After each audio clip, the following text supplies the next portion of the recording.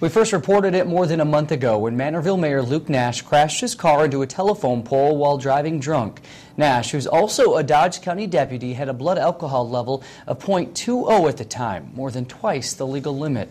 Nash pled guilty to that offense just last week. And for the first time, he is giving his side of the story. ABC 6 News reporter Laura Lee joins us now live in studio with how he plans to move forward. Laura?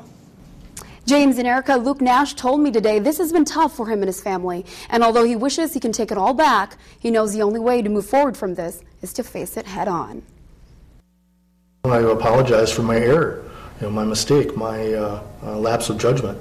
A judgment call that almost cost him his life when he got behind the wheel drunk back in early February. You say you're not going to drive, and most people don't, but there comes a time when your judgment becomes impaired and you make decisions that are not correct.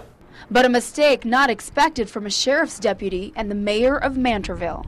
Being in law enforcement and a public official, it was apparent to me that I'd made a poor decision, and they probably were put in a bad position. They, meaning the Dodge County Sheriff's Department. I worked with Sergeant Nash before and never had any problems with him.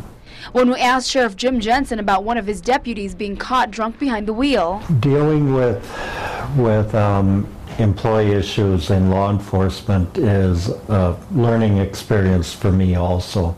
And being a public servant makes moving forward that much harder. Well, it's caused a lot of community potential mistrust. They want to make sure that my decisions are in the best interest of the county and the city. And I'm trying to assure them that I had made one mistake and I have taken responsibility for that. But most importantly, Nash says he owes it to his family. Well, I feel like I let everybody down, starting with my family. Their interaction with the public, some days are easier and some days are tougher. So if you look at him just as a friend, a father, a neighbor, or simply just another human being.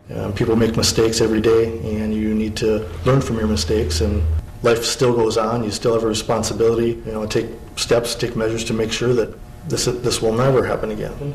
And I'm not going to let them down. Nash's wife told me today she supports him and says they'll work through as a family to get through this. As for Nash's sentencing, he faces 2 years of probation with no jail time if he doesn't reoffend and has to pay a $1,000 fine. Live in studio, Laura Lee, ABC 6 News.